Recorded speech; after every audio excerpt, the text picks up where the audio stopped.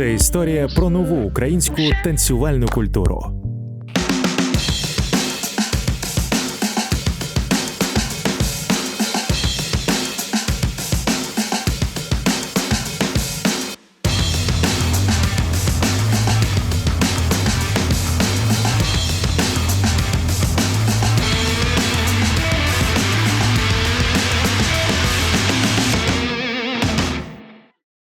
В 16 років я заходжу у метро і на ескалаторі бачу хлопця, і я розумію, що це денсер.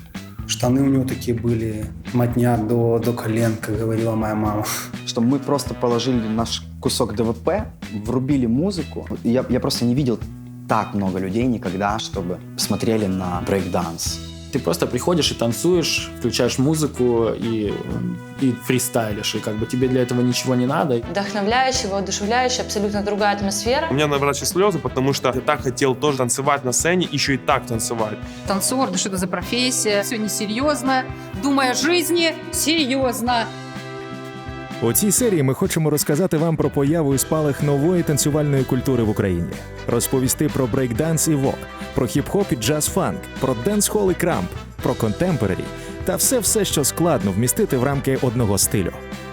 Але спершу відмотаємо час на 30 років тому, коли танцювальне меню зводилось всього до 3 позицій – балет, народні або бальні танці. Я начинал заниматься еще в Советском Союзе. Это был, страшно подумать, 89-й год. Тогда я ничего не знал. Для меня танцевальная культура – это были бальные танцы. А в Запорожье соревнования, костюмы, поездки. Популярна була гімнастика, як і завжди. Популярним був тоді класичний танець, тому що за радянських часів балет, він був попереду планети. І, звичайно, бальні танці, народні танці. В основном, конечно, доминирующее это было все-таки балеты, которые шли на академических сценах, в театрах оперы и балета, а хореография, она носила прикладной характер, она была в фильмах, в спектаклях драматических использовалась хореография. Такого понятия, как современный танец, не было. Не было совершенно. Это носило какой-то отрицательный.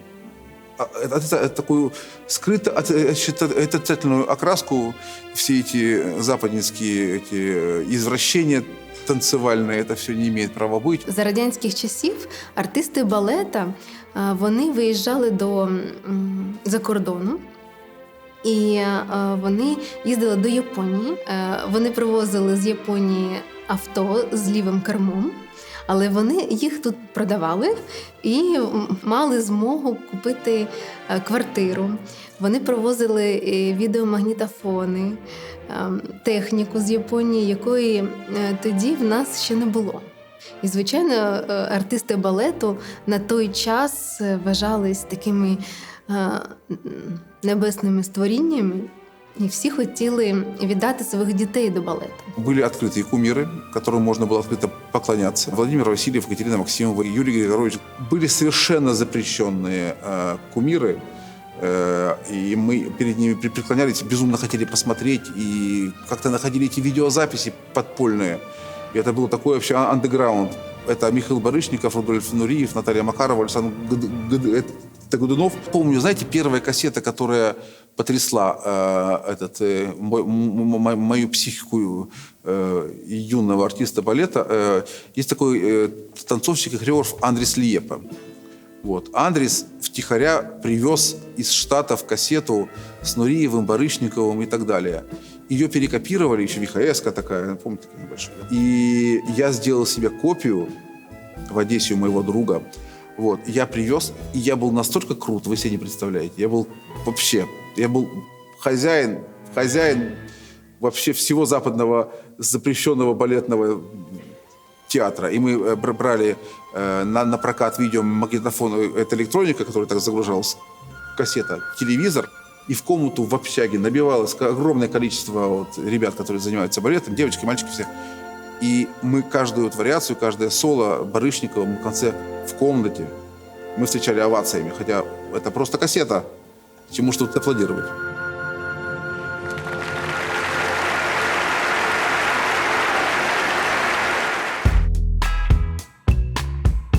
Дякуючи верховинцю, танець війшов в виставу як суцільна ціла вистава. З цього часу ми робимо відлік, що появився український народно-сценічний танець.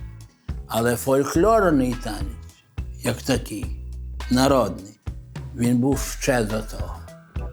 Наприклад, на Західній Україні коломийка.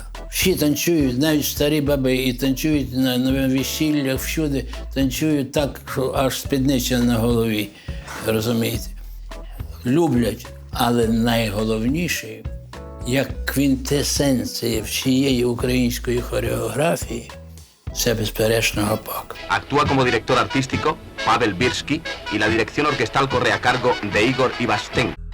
Ми звернулися до Франції, щоб танець гопак включили в програму, значить, і він вважався міжнародним, бо танцюють наш гопак весь світ. Ми були в Африці, в Сенегалі, і вони танцюють в наших костюмах, знаєте, таке видовище потрясаюче все. От журналісти всього світу пишуть. Хто не знає ще, що таке Україна, підіть, подивіться ансамбль Вірського, і вам все буде зрозуміло. Коли є образ і характер, це танець. Танець зрозумілий на цілій планеті, бо не треба перекладу ніякого, розумієте? Нашому театру вже більше, ніж 150 років, і, звичайно, в нас було дуже багато талановитих хореографів. Був такий надзвичайний хореограф Анатолій Шакера, який був новатором в балетному мистецтві. І він змішав класику і неокласику. В нас чудовий, талановитий хореограф Віктор Яременко, який поставив «Весілля Фігаро». Це одна єдина балетна вистава у світі, тому що багато в інших театрах опер, але балетна вистава тільки в нашому театрі. Ще одна з моїх улюблених вистав – це «Лісова пісня», в якої я виконую мавку.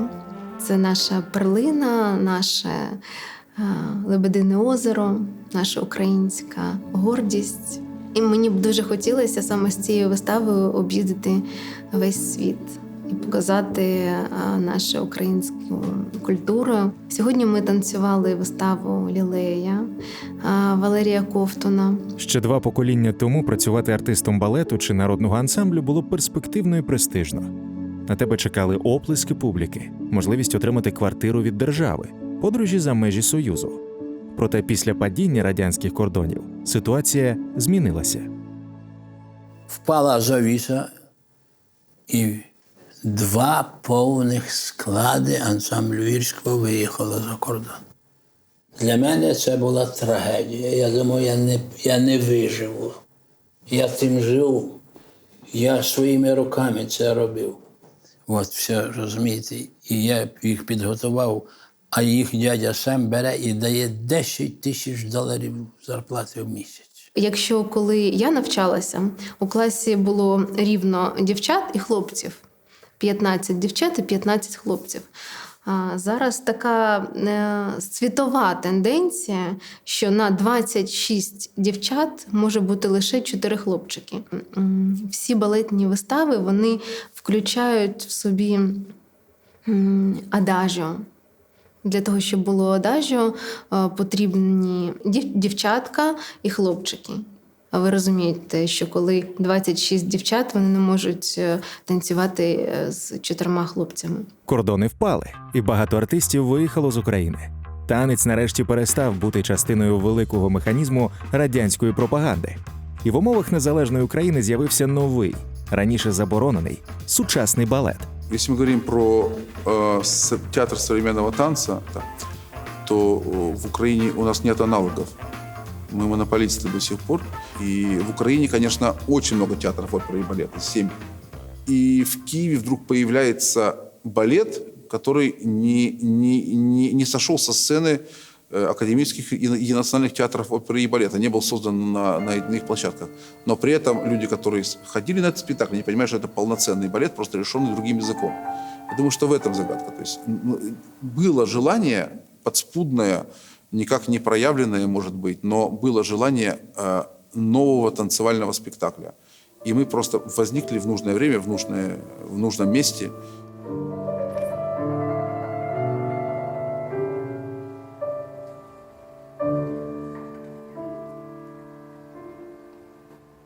За 8 лет чаще всего в ребенке научаются делать движения, которые позволяют им работать в балете, но это настолько ограниченный набор умений, что как только ты просишь чего-то больше, чаще всего этот ребенок, молодой человек, девушка не умеет этого делать. Ну, вплоть до того, что вот если он театр, не знаю, в национальную оперу нашу, и взять девочку из кардебалета и сказать: засмейся, пожалуйста, это будет шок. Нет, она в жизни умеет смеяться, когда ей смішно.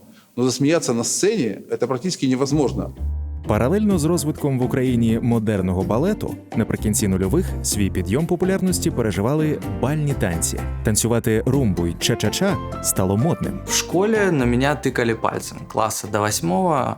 Ну, ничего такого супер обидного я не слышал. Просто кричали, что вот танцор пошел. Потом в классе в 7 или 8 я однажды станцевал на школьной линейке, взял с собой партнершу, станцевал вальс красивый, и меня зауважали.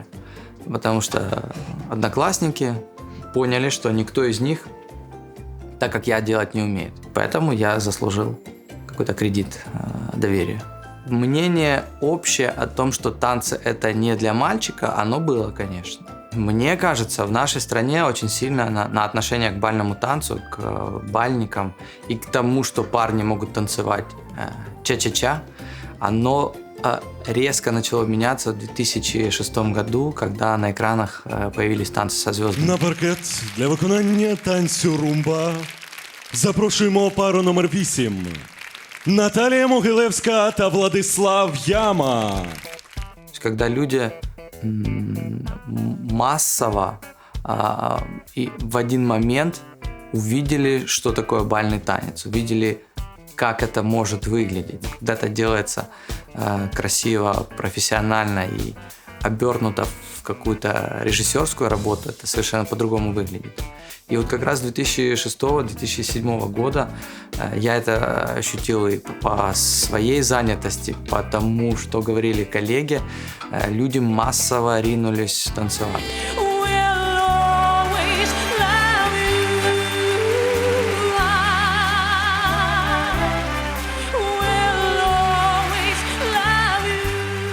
Мені здається, що реакція була безумовно феноменальною, тому що це було перше велике подібне яскраве шоу. Тому що бальні танці – це завжди свято, це гліттер, метафан, атмосфера вечірнього дорогого шоу.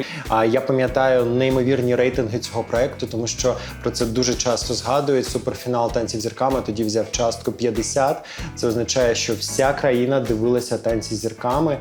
І, звісно, я думаю, це дуже вплинуло саме тоді на танцювальну культуру, тому що ні для кого не секрет, що танці з зірками стали рушієм саме танцювальної бальної культури на той час. Відкрилося багато танцювальних шкіл. З телевізійних екранів сипався глітер і метафан. Розкішні бальні костюми, блискуче взуття і атмосфера яскравого балу надихали глядачів йти танцювати. У той самий час на вулицях набирала обертів зовсім інша історія. Це якраз то время, коли була постсоветское пространство захватила волна рэпа, назовем так. Тогда никто не называл это хип-хопом. Этих ребят было только две тематики. Это Майкл Джексон и МС Хаммер. Майкл Джексон всегда танцевал погоны, мундиры, военная тематика. А МС Хаммер такой был рубака, штаны у него такие были. Мы ходили по этим всем видеосалонам, искали, где же какие клипы можно было записать. Тогда их было очень малое количество. Крис Кросс, МС Хаммер. Там пальцев буквально можно было перечислить. Мне было 13 лет, я пришел, увидел объявление, набираем учеников по брейк-дансу, а тогда был момент такой, что появилось кабельное телевидение в Луцке. И появились такие каналы, как MCM, Viva, Свай, то есть немецкие, польские, французские каналы музыкальные. И это был взрыв, это был вход просто в другую атмосферу. Были клипы, которые ты просто сидел и ждал, потому что ты понимал, что этот клип сейчас будет. Клипы, которые именно ждал, это был Music Instructor, Supersonic. Там танцевала команда Flying Steps, немецкий коллектив. Там был у них такой танцовщик Бенни. Он первый человек, у которого я увидел Air Twist, такое движение. Это казалось просто каким-то космосом. В казачьем хоре я работал. Не в казачьем, в конном театре. Ну и параллельно слушал как бы современную музыку, смотрел какие-то клипы, смотрел, как классно ребята танцуют. А как это у них так получается? А кто меня может научить? Не нашел, кто меня может научить. Я не знал, как их классифицировать. И начал просто засматривать, как многие моего поколения танцоры, засматривать видео, клипы, концерты и ходить что-то пробовать. Начал я пробовать дома в коридоре, точнее, даже в общем коридоре на 4 квартиры на тень. То есть там падала фонаря тень. Чтобы вместо зеркала, дома не было зеркала, тень, и когда-то находил вот вечером отражение не в зеркале, в окне. Это был 2001 год. Было это на школьной дискотеке обычной, и парни просто стояли на головах, не знаю, на каких-то стойках для меня на тот момент непонятных, и все это звучало под музыку Prodigy или фристайля Bomb Funk MCs, и, в общем, это завлекло очень много молодежи, и меня в том числе. Тогда это была некая волна в Украине и в СНГ в целом. Брейкинг в 2000 году, он взорвал Запорожье. Есть деньги, нет, мы находили, ездили, пешком ходили, лишь бы что-то где-то. То есть у нас была такая тусовка, в которой были бибои, рэперы, МС. Были ребята просто, которые хотели быть в этой тусовке. То есть я за этим наблюдал, читал журнал Extreme. Это для нас была какая-то просто библия в Запорожье, я помню. Причем она не сразу продавалась в Запорожье, этот журнал Extreme. Кто-то ехал в Киев, покупал, привозил нам. Я как-то съездил, потом начали в Запорожье вроде продавать в одном месте. Через весь город едешь за этим журналом. И тогда в свое время в Чернигове я создал такую молодежную передачу на черниговском телевидении, на котором мы показывали клипы, вели танцевальную школу. Это была такая, может быть, прародитель онлайн-школы, потому что мы обучали танцевальному искусству, хип-хоп в то время. И мне казалось, что все, кто танцует брейкданс, просто условно суперзвезды. Все любят людей, кто танцует брейкинг. И я помню, я решал очень много вопросов тем, что я становился на руку или вкручивал там несколько свечей на одной руке, и все таки сказали: о, братан, я мог разрулить любой конфликт, поэтому я был супер уверен, на супер хайпе, всем это нравилось. Я понял, что брейкданс близко, и этим можно овладеть, что это не сказочная тема. Это когда Александр Пономарев вышел на сцену, пел «Зранку до ночи», и с ним танцевали, я на то время не знал, кто это, но просто потрясающие ребята. И потом, конечно же, я узнал там благодаря журналу Extreme, еще очень многим работам «Танок на Майдане Конго», например, о Soul B. Soul B — это были наши просто какие-то модель поведения, пример для подражания. Когда мы переехали в Киев, это со мной был еще мой напарник Тарас, и когда мы переехали в Киев, мы начали работать с Сашей Пономаревым, потом родился танцевальный коллектив Soulby. Мы были одной из ведущих команд по брейкдансу, и, в принципе, было несколько людей на пространстве страны, которые создавали фестивали. Battle for Kyiv был такой брейкданс-фестиваль. И харьковчане, и они организовывали фестивали. У нас были такие фестивали, я из своего города Луганск ехала в Киев специально, конкретно на этот фестиваль. Я на финале не могла посмотреть его, я так торчала, висела, за что-то держалась на носках, лишь бы что-то увидеть, потому что людей было немерено, к нам приезжали из стран СНГ, понятное дело, там и Крым был открыт, и очень много было танцовщиков, и это было очень масштабное событие. Было такое мероприятие, как UDS. Говорят, що це було дуже масштабно, це було дуже круто. У 2008 році у Харкові пройшов один із перших фестивалів вуличних танців UDS. На одному танцмайданчику зібрались близько 200 людей. Через рік цифра учасників подвоїлася. Ще через кілька років участь брало вже 1500 людей. У Києві, Харкові, Дніпрі, Сумах, Ялті почали проходити масштабні андеграундні фестивалі й батли, куди приїжджали танцювати. На вулицях українських міст стихійно почали з'являтись люди, які танцюють. Просто так.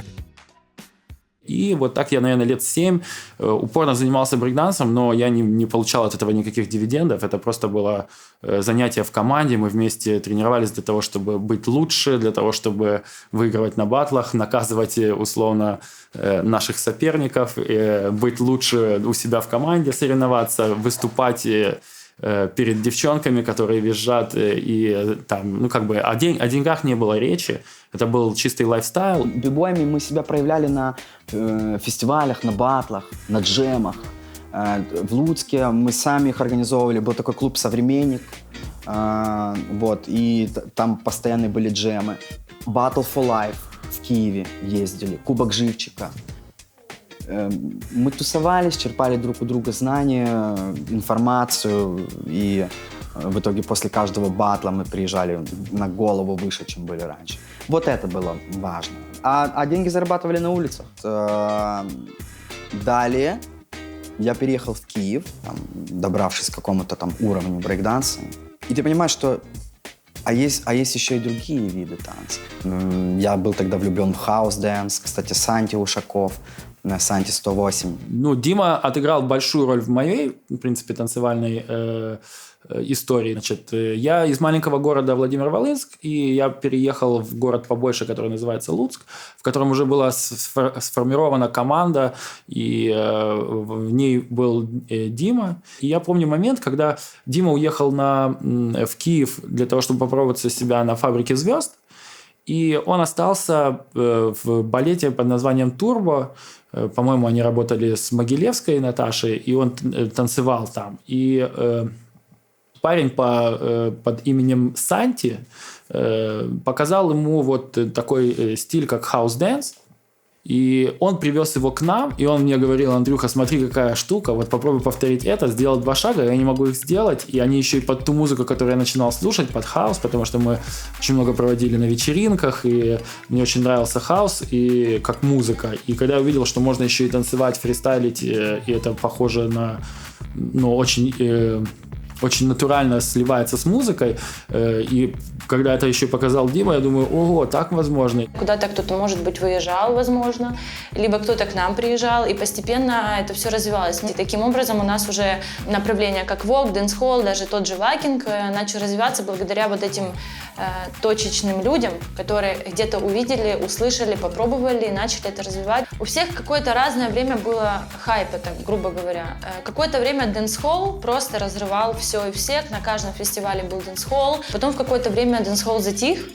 Потом был бум вога, когда у нас сначала, если я не ошибаюсь, у нас было 2 дома, Precious и Rapture. Они оба были в Харькове, созданы. И тоже начался бум, было очень много учеников, много фестивалей, были балы.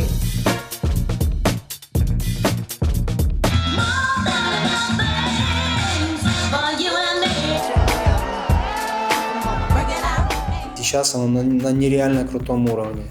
Очень много украинских бибоев занимают топовые места в мире. Некоторые снимаются в голливудских фильмах. Просто если брать мировую сцену, то брейкданс немного как старший брат у хип-хоп и хаус-культуры, потому что появился он чуть раньше, и ребята, которые танцуют брейкданс в Украине, уже давно показывают топовый уровень во всем мире. То есть если взять там условно 10 первых стран в мире, кто танцует круче всех, Украина по-любому будет в этом списке. This is Ukraine! This is Ukrainian flag, okay? У той самий час, коли з'явились перші андеграундні фестивалі, у нульових також почалась ера нічних клубів, що для танцюристів означало можливість заробляти танцями на життя. Тогда была мода сходить в ночной клуб. Ночные клубы, все ночные клубы, и в том числе Киева, всегда боролись за танцевальный материал, за танцевальный контент. В каждом ночном клубе была большая сцена, на которой была обязательно шоу-программа. То есть это был такой формат варьете. Ты мог прийти и попасть на часовую или полуторачасовую программу с артистами, циркачи, танцоры. Очень многие балеты в то время ездили, я знаю, в Италию были контракты, ну, в общем, европейские страны. Собирались маленькими компашками, делали программы, шили костюмы и вперед за финансовой помощью, так сказать, да. Помню, что время было, когда видно было танцоров, которые приехали из-за границы. Они все были в джинсе, в кожанке обязательно. Вот. Второй путь, это был более сложный, он был более экспериментальный для нас. Начало, во-первых, украинского шоу-бизнеса и, в общем, собственно, столичное движение, конечно, это Киев, да. Вот, и мы выбрали такой путь, поехали в Киев. Вот маленьким составом нас было 4 человека, мы были полупрофессиональный коллектив. В этом полу это я, на самом деле, была полупрофессиональный человек. И 3 артиста драматических, 3 артиста театра. Вот, что, собственно, нам тогда очень помогло, потому что сразу вырисовался имидж коллектива Art Classic Ballet и в дальнейшем уже у Freedom балета, вот, где был синтез театра и танца. Так мы начинали, да. В то время ночные клубы росли в Киеве как грибы. Это было такое очень активное движение. В каждом ночном клубе были шоу-программы. Я попал в коллектив, имя которому Darts. Он есть до сих пор. Это потрясающие ребята. И это вообще перевернуло мое сознание в целом. Не только о танцах, а о творчестве. Потому что Darts коллектив, который, во-первых, в то время, когда все выбирали стандартные, да, типажи, там 1,80 м, вот все должны быть равны как на подбор, то Darts искали супер разных людей. Не важен рост, не важна структура, не важно ничего. Главное, что у тебя в глазах и что на душе. Это был такой лайв-перформанс здесь и сейчас. Тебе давали образ, и ты с ним шел в какую-то вечеринку, ночную в гул. Я помню, вот был такой Crystal Hall, да, одна из первых работ. Я тогда очень был удивлен, потому что впервые увидел Фредерико Бекбедера, который тусит в Киеве. Вау, круто. Одна из таких ролей, которые я запомнил, тебе говорят, значит, сейчас ты играешь в хранителя чемодана, она тебе чемодан, он золотой, в нем что-то лежит и что-то безумно для тебя важное. Настолько важное, что ты должен прям быть в каких-то паранойях, что у тебя хотят его отнять. Каждый человек, который сейчас находится на этой вечеринке, хочет отнять твой чемодан, подозревая всех. Ходило до того, что человек реально заинтересовался, что в чемодане, и он ходил, что в чемодане. Он реально хотел его забрать, хотел посмотреть. Ну, то есть игра сработала. И вот это было круто.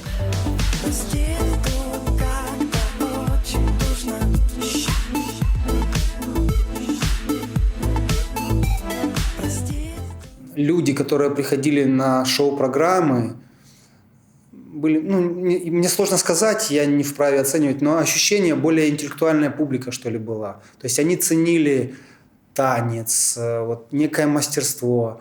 А со временем это все превратилось в сексуальное веяние, поэтому топлес и стриптиз-программы сильно вытеснили все остальное. Да и по большому счету, я думаю, владельцы клубов, они просто понимали, что люди, которые к ним приходят, им проще на девок посмотреть.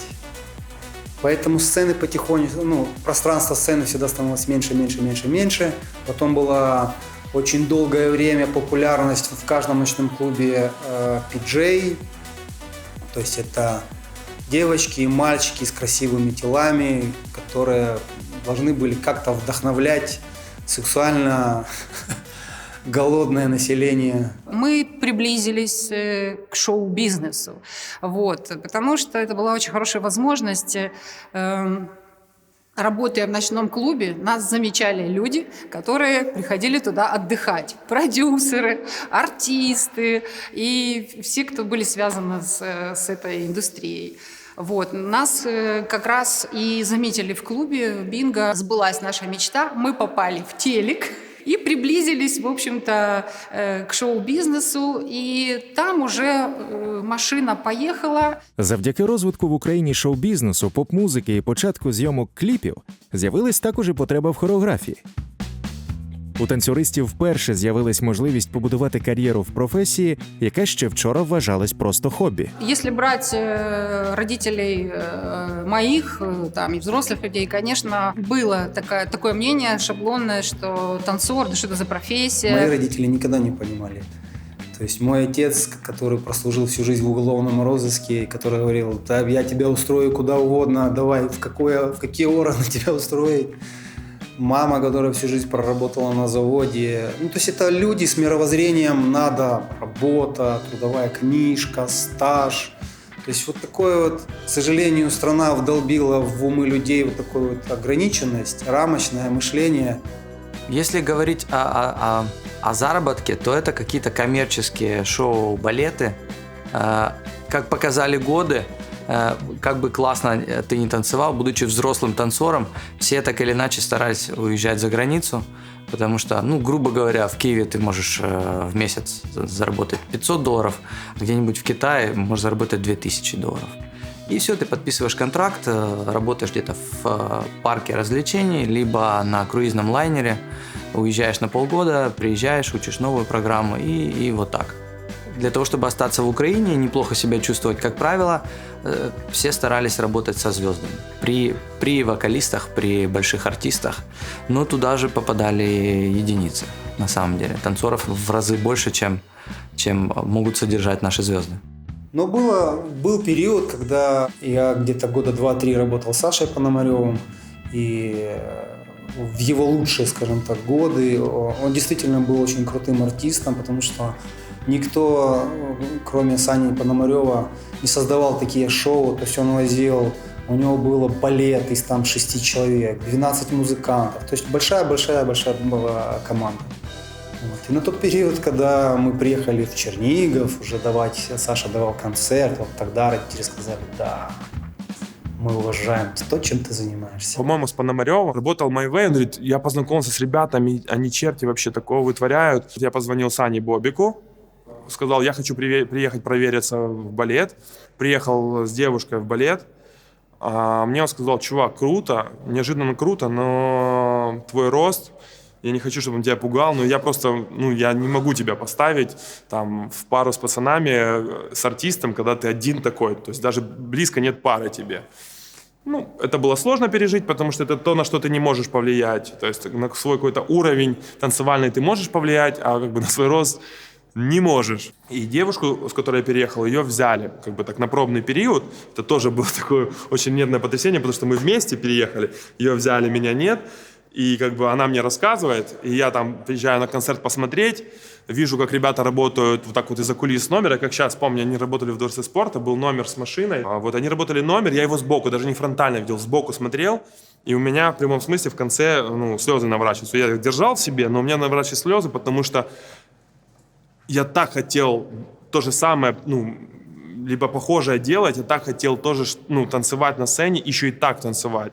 И слава богу, попал преподавание танцевальное и понял, что при помощи преподавания я смогу хоть как-то быть рядом с танцами. Я просто в один момент уже, находясь в Киеве и понимая, что преподаванием я зарабатываю намного меньше, чем мне бы хотелось, благодаря нескольким удачным совпадениям я попал на кастинг в балет «Freedom» к Лене Коляденко. Мне нужно было поимпровизировать, и Лена подумала, что я стриптизер. Но она меня взяла так или иначе в балет. И спустя несколько лет призналась, что я танцевал отвратительно. Но в глазах она увидела какое-то желание, рвение. Танцювальна культура поступово розвивалася. Танцюристи, що виростали з театрів, хореографічних училищ чи вуличних батлів, йшли танцювати на сцену і в кліпи, або розвивались в андеграундних фестивалях і викладанні. Все йшло своїм шляхом. А потім з'явилось телевізійне шоу «Танцюють всі». Случился бум. Это был бум. Мы до сих пор переживаем нереальный бум интереса к танцу. В этом смысле «Танцуют все» сыграла огромную роль, как популяризация вообще танцевального искусства. Мне лично звонили, спрашивали, есть ли у нас школа.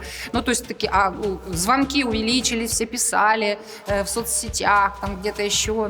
Как-то нас искали. Хотели заниматься, да, все хотели. Причем и взрослые, и дети. И многие начали расширяться, открывать какие-то филиалы. Появилось много молодых хореографов, и у всех было много работы. Вот так. И я могу сказать, что я немножко консервативный, как все такие вот балетные ребята бывшие. И когда только появилась «Танцуют все», я очень негативно относился к проекту. И мало того, в первом сезоне пошли проверяться и прошли 3 мои девочки, которые у меня работали. Их взяли, и мне пришлось их уволить, потому что невозможно сниматься целыми днями и в это время работать в театре. И поэтому я относился крайне враждебно к этому проекту.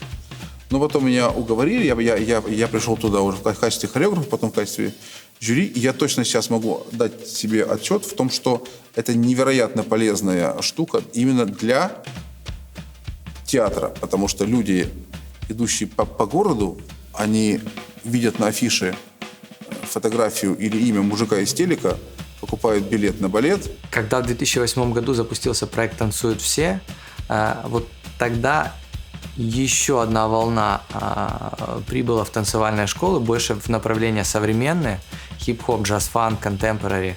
И сезону к 6-му, к 7-му к нам на проект начали приходить танцоры, которые благодаря проекту «Танцуют все» первый сезон пошли на танцы. Ты спрашиваешь, как ты себя нашел в танце, почему танец? И люди отвечают, я посмотрел «Танцуют все», первый сезон, вот увидел, там, грубо говоря, условного Сашу Лещенко и хотел быть как он. И вот прошло 7 лет, я здесь. И ты понимаешь, что он танцует, плюс-минус как Саша Лещенко. То есть вот это было круто, осознавать вот ценность телевидения. Поэтому вот эти все стрессы, слезы, там, поломанные ноги, но мы имеем танцевальную культуру, которая вийшла немножко на другий рівень. Це така дуже приємна і вагома революція у світі українського танцю. Танцівників було на той час вже достатньо. І коли ти їх всіх бачиш в концентраті на одній сцені, в голові засідає тема, що я хочу теж це спробувати. І от з 16 до 18 років, 2 роки, я готувався до цих танцююців.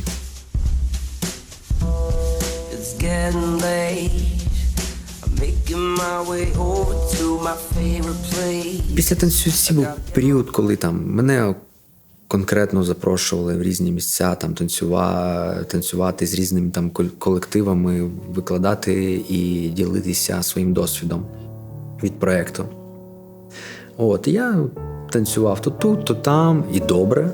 І хочеться вже самому себе проявити в якості автора чогось. І захотілося перевірити себе, а що ти можеш. Був останній, здається, сезон «Танцюють всі». Я розмовляв з кимось з організаторів і кажу, можу якусь зробити постановку і показати її там в кінці ефіру. Вони кажуть, клас, давай. І ми робимо постановку з танцівниками, які були поруч на той час, і показуємо в ефірі «Танцюють всі», і нас перший раз представляють Україні як команду Apache Crew. Встречайте, на сцене танцуют все, фирменный хип-хоп от команды Apache Crew.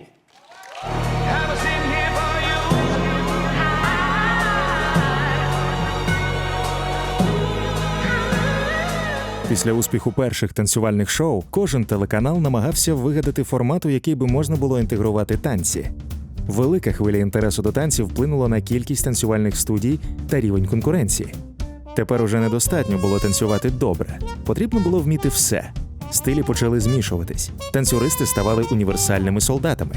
Зросла кількість танців у кліпах, де хореографи теж задавали все вищу і вищу планку. Юра Баров сам танцор, и он взял очень крутых танцоров, чтобы создать такой формат. Потом он Quest Pistols переназвал в Quest Pistols Show. И вот они готовили новый формат, в который основной акцент ставится даже не на песни, а на шоу. Один прекрасный день мне звонит Марьям и говорит: «Денчик, выручай. У нас вот через 3 недели или через 4 недели концерт в Москве. Очень важный, очень серьезный, мы так к нему готовимся, а у нас ничего нет». Я приезжаю к ним в зал, у них собран уже на репетицию, познакомиться с Юрой. Он человек, конечно, прямой, он с порога говорит: «Мне Маша сказала, что ты крутой, но если Маша сказала, что ты крутой, то ты, значит, крутой». пойдем к ребятам. И он заходит, Юра, и говорит: ребят, с этого дня весь мой авторитет переходит этому человеку, и мы готовимся к шоу. Все поняли. Все, Денчик, завтра тебя жду в офисе, чтобы обсудить программу. Насколько я помню, оставалось 3 недели и порядка 10 номеров. Ну, в общем, это было очень сложно, я мало спал, я постоянно готовился после репетиции, я там дома ставил, по ночам ставил. Мы тогда жили с супругой в однокомнатной студии, то есть она спит, а я вот тут же, у нас хорошо было место, большой зеркальный шкаф, и я перед ним в кроссовках ставлю. Это был сложный период, но очень, очень стрессовый, конечно, но все получилось. Классно поработали, и в этом же сотрудничестве произошло знакомство с Димой Монатиком на клипе «Мокрая», после которого он позвал меня ставить для клипа «Сейчас». И, после клипа «Сейчас» мы не разлей вода. Мой первый опыт сняться в клипе был в 2015 году. Для меня это была супер неизведанная тема, мне было супер интересно. Первая это была «Мокрая девочка», и это было таким образом. У нас была репетиция с командой, я такая смотрю в зал, там какой-то кастинг, думаю, Денис Стульников дает хореографию. Думаю, вау, пойду поучу хореографию, у меня же свободное время. Я иду, учу хореографию, Денис в конце меня выбирает. И стоит бардаш и говорит, типа, ты проходишь. Я просто, что? И ко мне подходит подруга и говорит, типа, а что там, типа, какой гонорар, какие условия? Я говорю, а нам что, за это платить еще будут? Это был клип Насти Каменских, «Ломала», режиссер была Таня Муиньо. Это был мой такой первый масштабный проект в качестве хореографа.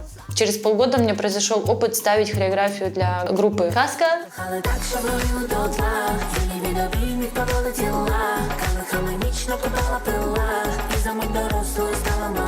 Сцена, театр, есть батлы, есть коммерческая сфера, это клипы, выступления с артистами и так далее, и так далее, и так далее. Мне все близко. Мне кажется, главное, чтобы это все не переходило в рутину, когда ты такой, типа, окей, на следующей неделе один клип, через неделю второй клип, потом еще что-то. Танец — это же творчество, и нужно находить в этом всем творчество. И потом у нас произошла очень тоже значительная съемка для нашей команды. Для меня лично это клип «Джамала заплуталась», что тоже было супер вдохновляюще, воодушевляюще, абсолютно другая атмосфера, потому что это было сделано со своей командой. По-перше, я ніколи не знімав подібних робіт. Вона була достатньо складна технічно, і якщо б ми щось неправильно зняли, цього б взагалі б не вийшло. Але якась така енергія з'явилась, ми знімали це все безкоштовно. Але у всіх була ідея того, що ми робимо щось таке, в чому ми дійсно зможемо себе показати і сказати, що ми відчуваємо у Русі. Мені кажуть, ти дійсно вирішив, що кліп має бути без артиста? Я кажу, так, це все просто зіпсує. І я дуже вдячний, що вони на це пішли. Після цього було дуже багато різних пропозицій. Ми працювали в кіно. Після цієї роботи влітку ми вже командою знімалися в повному метрі. Здебільшого є такі канонні принципи працювати на сцені з глядачем. І це фронтальне така площина, де кожен рух виконується загалом фронтально. Він плоский. А мені це було недостатньо цікаво. Ми почали розвивати практики. Практики взаємодії у Русі. Ніякої хореографії, ніякого насильства біля дзеркала, щоб зробити якийсь рух одночасно і влучно. От мене вже палець впав, вже неправильно. Наше було рівно. Ми більше імпровізували. Це точно якесь таке відчуття, коли ти приходиш в групу, всі свої. І всі настільки цікаві і непрості. Такі люди вільні, вони дуже непрості. Якщо в тебе є цей імпульс до танцю, то, як сказав наш класик, не треба стіснятися, да? Історія нових українських танців Це багато яскравих спалахів, що почали з'являтись від першого року незалежності і горять досі. Вже 84 роки своїм гопаком видобуває іскри з-під чобіт ансамбль імені Вірського. Крутяться піруети на сцені театру опери та балету. А Київ Модерн Балет збирає глядачів на свої нові вистави. Наших бібоїв знають у всьому світі.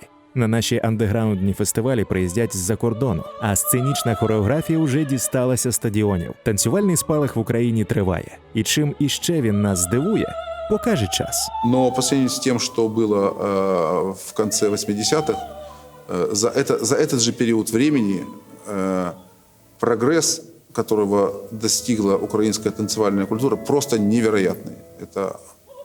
Это просто полет в космос. Но мы пока пролетели немножко стратосферу, а там до звезд еще далеко. Главное, чтобы не было щелей в космическом аппарате и кислород не выходил на воздух, чтобы долетели.